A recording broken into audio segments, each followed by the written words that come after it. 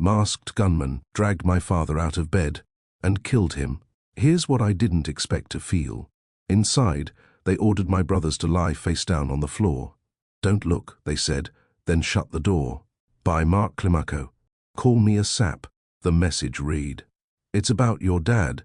I hadn't thought about him in years. He existed mostly as a shadow, distant, unreliable, a figure from another life I had no desire to revisit. The message came one October night in 2016 from a cousin in the Philippines I hadn't spoken to in years. I hesitated, but something about it felt urgent in a way I couldn't ignore. So I called. My aunt answered, crying. "Your dad was killed," she said. "When?" "Last night." It didn't feel real, not at first. Her voice trembled as she described what had happened. A group of masked militia had broken into my father's dingy, dilapidated home around 5 a.m. My two half-brothers, Sal and Paul, were there. Sal was 11, Paul was 15. The masked gunmen didn't say much. They dragged my father outside, a few feet from the front door. Inside, they ordered my brothers to lie face down on the floor. "Don't look," they said, "then shut the door." But kids look. Through a small hole in the wall, my brothers watched everything in fright and tears. They saw our father being kicked and beaten. They heard the questions, accusations. He screamed, "I didn't do it." Then they heard a gunshot, then another, and then another. He tried to say something, his voice gurgling, his mouth full of blood. Then came the final shot. The men left as quickly as they came. No investigation followed, no justice. Just another name crossed off the state-sanctioned target list. Official reports said my father was killed in a buy-bust operation. In 2016, former Philippine President Rodrigo Duterte unleashed a bloody war on drugs. A government-sanctioned campaign that gave police and vigilantes license to kill suspected drug users and dealers. Thousands were executed without trial, often outside their homes or on the streets. A majority of Filipinos supported the crackdown, seeing it as a necessary response to crime. Officials warned my father to surrender. They suspected him of dealing drugs and had marked him. But instead of turning himself in, he made things worse. Not long before his murder, he illegally sold a piece of land that wasn't his, using a forged title and a fake deed. Then he vanished, taking Sal and Paul with him. They were gone for weeks, living in hiding, caught in the fallout of choices my brothers never made. Here's the part I hate admitting. I didn't grieve. I got angrier.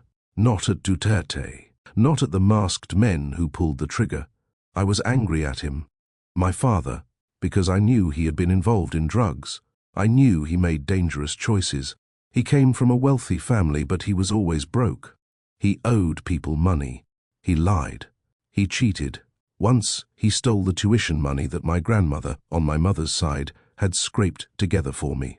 He abandoned us long before my mom and I abandoned him. The next evening, my mom and stepdad came by. They'd heard the news and stepped into my apartment like they were entering a hospital room. "How are you doing?" my mom asked. I exploded.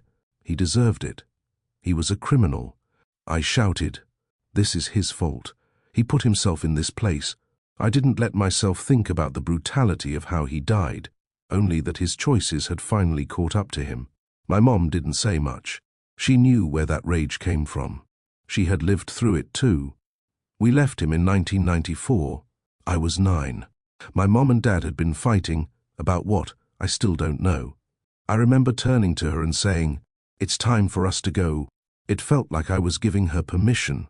We packed a few bags and left the house just north of Manila without looking back. 2 years later, in 1996, we moved to the United States. It had taken years, but the immigration petition my grandmother filed back in the 80s finally came through. We built a new life. My mom met my stepdad, and together they gave me the kind of stability my father never could. And they gave me my brother, Richard, now 20, whom I helped raise. But no matter how far I tried to forget about him, my father was always there, lurking in the background. The last time I saw him was in 2002. I was 17, back in the Philippines for a family reunion. He reached out, and I agreed to meet him at a small, dimly lit restaurant near the house I'd grown up in. He looked worn, greying hair, hunched back, eyes down. We ordered and got our food, but I didn't wait long. I confronted him. "Why'd you cheat on Mum? Why'd you steal my tuition? Why'd you disappear when it mattered?" He mumbled excuses through mouthfuls of pancit, said he was misunderstood. I clenched my glass, trying not to explode. He had no real answers, just silence that thickened with every question. Then he stood up and walked away. No goodbye, just gone. When he left that table, something in me closed. I flew back home and didn't return for years. As long as he was there, the country felt like a wound I didn't want to reopen. So no, I didn't mourn him. In truth, I still haven't. I didn't go to the funeral. Weeks later, I booked a December flight, not out of obligation but curiosity. I told myself it was to celebrate New Year's and my birthday, to meet his kids. It was going to be my first time back in the Philippines since I last saw my father alive. Maybe it was guilt. Maybe a search for something. Answers, connection, redemption. By the time I arrived in Manila, Sal was living with my aunt and Paul. Was staying with his mom, their lives fractured by that night. I hadn't thought much about them before. I knew they existed, but they didn't mean anything to me. Years earlier, Sal had messaged me through our dad's Facebook account. I saw the messages. I never replied. But when we finally met, they called me Kuya, a Filipino word for older brother. Though it felt like more than that. They asked about my life with a quiet curiosity, gentle, kind. They knew more about me than I did about them, holding on to stories past. Down by our dad and his family about the brother who grew up in America. As they shared memories of the good days with our dad, I found myself resisting. I had those moments too, brief flashes of warmth, of a father who made me laugh or feel seen.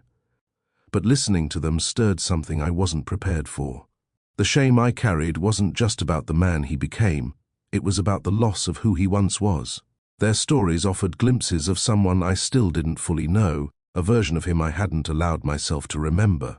And I kept thinking about how they looked at me, not as a stranger, but as someone they were hoping might stay. In those moments, the anger I had held so tightly began to quietly unravel. It didn't vanish, but it softened, no longer the shield it had been for so long. In its place, something began to grow, a fragile thread of family, not just inherited, but chosen. And so, I chose to stay. That meant showing up, checking in, remembering birthdays, sending what I could, listening without trying to fix. It wasn't dramatic or perfect, but it was real. Sometimes just being there, present in their lives, was enough. I went back to the Philippines regularly until the pandemic. With each visit, we grew closer. During lockdowns, we stayed in touch through video calls, sometimes short, sometimes long, always grounding. Even with an ocean between us, it no longer felt like I was far away. That trip in 2016 reshaped my understanding of family and responsibility. Soon after, I started calling my stepdad Dad. He'd earned that title a long time ago, but I had always called him Tito, which means uncle. Saying Dad aloud felt like naming what had always been true. I used to think family was something you were born into, but now I know it's something you choose, again and again. My stepdad chose us. My brothers chose me. And I'm learning to choose them back every day. My parents and I planted roots in the Philippines again, a new family home, a few small businesses, and a daily rhythm we follow from afar through our CCTV apps here in America. When I returned to the Philippines earlier this year, for the first time since the pandemic, I hadn't seen my brothers in years. Sal had turned 20, Paul 24, and I had just turned 40. And yet, when we saw each other, it felt like no time had passed. We slipped easily back into our rhythm, older, maybe wiser, but still the same siblings at heart. Sal is in college now, studying criminology. I'm paying his tuition, helping him follow his goal to investigate crimes. Paul lived with us for a while, but he has a child now and lives independently, learning how to be a dad himself. They're growing fast, finding their own paths. And I'm learning to support them not just as who they were, but as who they're becoming. While we were together, Duterte made headlines again, this time from The Hague. The International Criminal Court had detained him. Formal charges were moving forward, crimes against humanity. And yet, even in detention, he won the mayoral race in his hometown. A man accused of mass murder back in office, a reminder of how fiercely many Filipinos still defend him, even as others fight to hold him accountable. I never really sought justice for my father's death. I still wonder what it's supposed to feel like. A trial? A conviction? A headline, 9 years too late? Would any of it undo the trauma my brothers carry? The truth is, my father was a criminal, and my brothers and I are ashamed of it, ashamed that he chose that life. When he was killed, none of us spoke out. None of us demanded answers. A part of me believed he had it coming. So when we saw the news about Duterte, it didn't stir anything in us. Not outrage, not closure, not even relief. It all felt too loud. Some reckonings don't happen in courtrooms or headlines. They happen quietly, in kitchens, in birthday calls, in choosing to stay. While that chapter hasn't truly ended for us, we chose to build a life shaped more by love than loss, more by joy than pain. My brothers and I didn't just share a father, we chose each other. And in that choice, we found a kind of healing that louder forms of justice could never provide. I still don't know how to mourn a man I let go of long before he died. But I've learned how to love my brothers that he left behind. For me, that's enough.